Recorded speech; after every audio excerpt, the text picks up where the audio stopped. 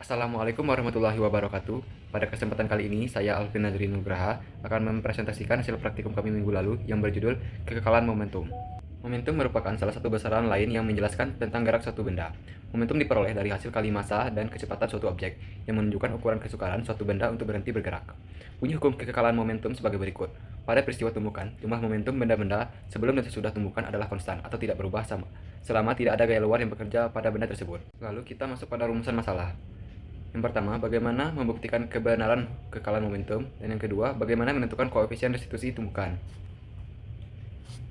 Adapun tujuan penelitian, yang pertama, membuktikan kebenaran kekekalan momentum, yang kedua, membuktikan koefisien restitusi tumbukan. Kemudian kita masuk pada hipotesis, jika dua benda mengalami tumbukan, maka hukum kekekalan akan berlaku, di mana kecepatan sesudah tumbukan akan sama dengan kecepatan sebelum tumbukan. Adapun alat bahan pada praktikum kali ini, yang pertama ada runway, yang kedua penggaris atau skala sepanjang 200 cm, terus lalu ada blower, kemudian pipa udara, stopper, vehicle, sliding body atau karet.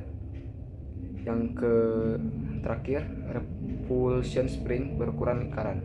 Landasan teori pada praktikum kali ini adalah ketika dua benda bermassa M1 dan M2 berada pada sistem tertutup dan bertumbukan, maka akan berlaku hukum kekekalan momentum, di mana momentum total masing-masing benda sebelum bertumbukan akan sama dengan momentum total masing-masing benda setelah bertumbukan.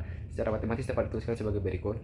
P sama dengan P aksen, yaitu M1 dikali V1 ditambah M2 dikali V2 sama dengan M1 dikali V1 aksen ditambah M2 dikali V2 aksen. Kemudian kita masuk pada langkah-langkah praktikum. Yang pertama, kita harus merangkai alat. Yang kedua, mengkalibrasi penggunaan cincin untuk memastikan bahwa runway terpasang lurus. Yang kedua, ukur massa kereta yang digunakan. 4. Nyalakan blower. 5. Tempatkan kereta yang sudah dipasang repulsion spring di atas runway. Lepaskan, amati yang terjadi. Kereta akan bergerak ke kiri dan ke kanan. Kemudian, tempatkan kereta kedua di atas runway. Pastikan bahwa kereta diam dengan cara memberi sedikit tisu di bawah kereta. Kemudian lepaskan kereta pertama sampai menumbuk kereta yang kedua yang sedang diam. Yang ke-8, rekam video pergerakan kereta dengan menggunakan kamera handphone. 9. Lakukan langkah 5-8 dengan berbagai ukuran kereta. 10. Lakukan langkah 5-9 dengan cara menggerakkan kedua kereta secara berlawanan arah. Kemudian ada langkah-langkah yang kedua, yaitu menentukan koefisien restitusi. Yang pertama, set runway sedemikian rupa hingga runway memiliki kemiringan sekitar 8 derajat, seperti pada gambar. Kemudian, pasang repulsion ring pada stopper. Nomor 3, letakkan kereta di atas runway pada jarak tertentu, lalu lepaskan. Yang keempat, kereta akan menumbuk stopper dan akan terpental ke jarak tertentu, catat sebagai 1. Kemudian setelah mencapai jarak 1, kereta akan kembali bergerak menuju stopper dan terpental kembali ke jarak tersebut, catat sebagai S2. Yang keenam, rekam video pergerakan kereta dan hitunglah koefisien restitusi. Yang ketujuh, lakukan langkah 3-6-5 kali. Pada hasil percobaan, kami mendapatkan kecepatan sebagai berikut, dan ini sebelum tumbukan dan setelah tumbukan. Kemudian juga kami mendapatkan koefisien restitusi sebagai berikut.